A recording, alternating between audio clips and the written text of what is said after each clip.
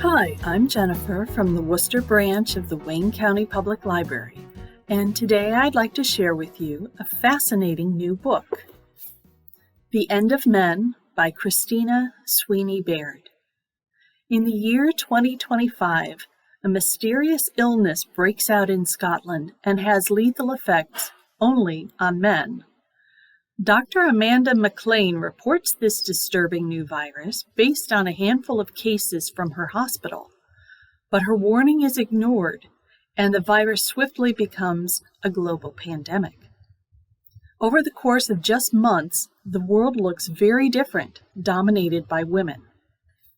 Many of these women are grieving, of course, having lost husbands, sons, fathers, and friends, but they also must step into the men's roles in the workforce, taking over the governmental and scientific positions needed to manage this international crisis, as well as the everyday jobs needed to keep life running as usual.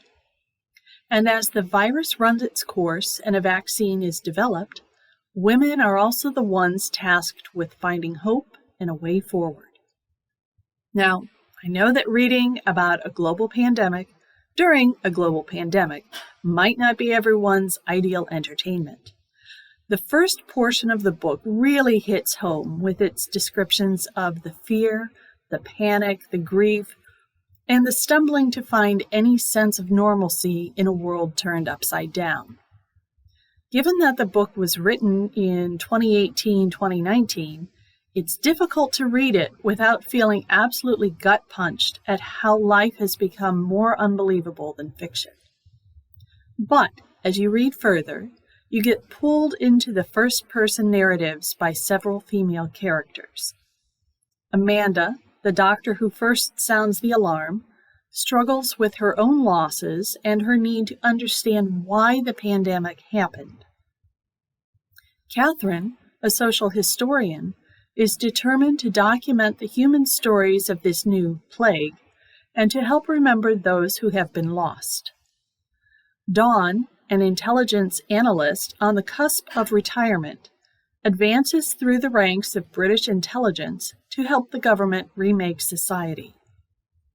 Other characters add their voices, some only briefly, to highlight the many ways that this unusual pandemic changes life as they know it.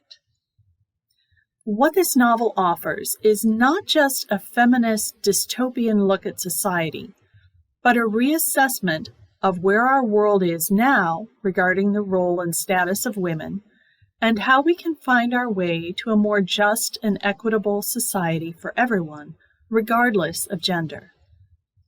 What you can also find in this book is understanding and hope for our current situation.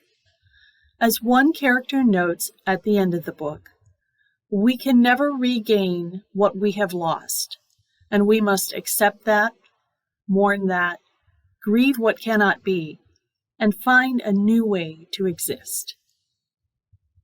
If you are interested in reading The End of Men, you can request a copy through CleveNet or find the ebook on Overdrive. Happy reading!